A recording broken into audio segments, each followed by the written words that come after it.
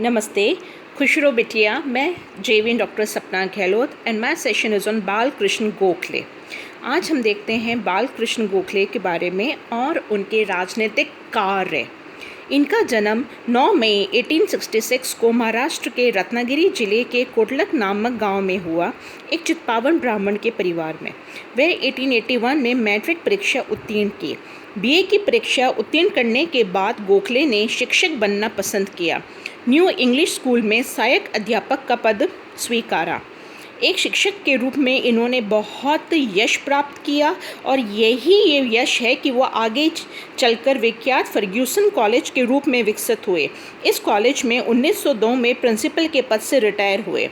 1889 में गोखले कांग्रेस के सदस्य बने. 1905 में उन्होंने कांग्रेस के बनारस अधिवेशन के अध्यक्ष पद को सुशोभित किया. 1897 में वे वेबली आयोग के समक्ष भारत का दृष्टिकोण प्रस्तुत करने के लिए इंग्लैंड गए. 1905 में गोखले ने हब हाउस विकेंद्रीकरण आयोग के समक्ष अपने विचार रखे.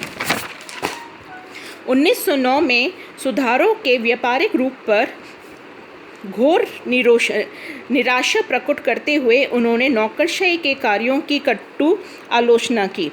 गोखले शाही आयोग में जो इस्लिंगटन की अध्यक्षता में था, गोखले का आयोग के सदस्य थे. गोखले को गांधी जी अपना राजनीतिक गुरु मानते थे. गांधी जी उन्हें पुण्यात्मक गोखले यानी गोखले द गुड आइड कहते थे. 19 फरवरी 1915 को इनकी मृत्यु हुई. गोखले की मृत्यु के बाद इंग्लैंड की लॉर्ड सभा में बोलते हुए लॉर्ड कर्जन ने कहा था कि उन्हें कभी किसी भी राष्ट्र का ऐसा व्यक्ति नहीं मिला जिसमें उनसे ज़्यादा संसदीय प्रतिभा हो.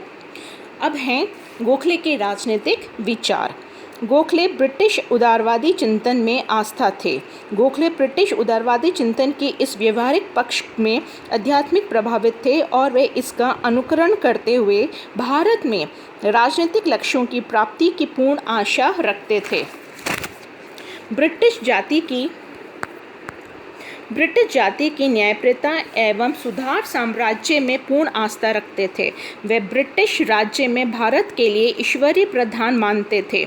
उनका विश्वास था कि भारत की उन्नति के लिए ब्रिटेन अपने मानवीय एवं नैतिक दायित्वों को निभाने के लिए दिशा में निरंतर क्रियाशील हैं और वे भारत के प्रशासन को एक न्याय ट्रस्ट के रूप में चला रहा है. ब्रिटिश साम्राज्य के अंतर्गत स्वशासन की कामना करते थे. गोखले का स्वशासन से अर्थ भारत की पूर्ण प्रभुत्व संपन्न स्वतंत्रता से कदापि नहीं था. उनके लिए स्वशासन अथवा स्वराज का अर्थ था औपनिवेशिक स्वराज्य अथवा अधिराज्य का दर्जा यानी डोमिनियन स्टेटस. गोखले संवैधानिक साधनों और वैधानिक आंदोलनों में विश्वास रखते थे. गोखले की सार्वजनिक सुधारों एवं वैधानिक आंदोलनों की नीति की उग्र राष्ट्रवादियों ने गंभीर आलोचना करते हुए इसे राजनीतिक भिक्षावृत्ति कहा.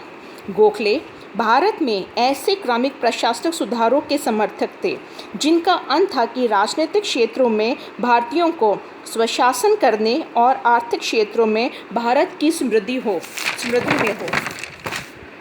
गोखले ब्रिटिश नौकरशाही की साम्राज्यवादी प्रवृत्ति का विरोध करते थे. ब्रिटिश नौकरशाही के इन गंभीर दोषों के कारण भारतीय जनता ब्रिटिश प्रजा के लाभों से वंचित नहीं हो रही थी और उसमें निरंतर असंतोष बढ़ रहा था. गोखले राष्ट्रवाद के समर्थक एवं पोषक थे.